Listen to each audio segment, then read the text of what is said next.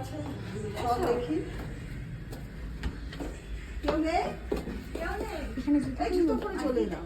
এসো এসো এই তো এখানে করে দাও তো। এসো জুতো খুলি এখানে।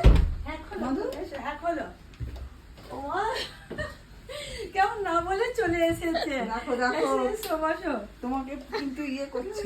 এই বসো যে বসো এই যে বল এটা আমার পিসি শাশুড়ি। আমি তো দেখেই বুঝতে পেরেছি এসো বসো হ্যাঁ ঠিক আছে।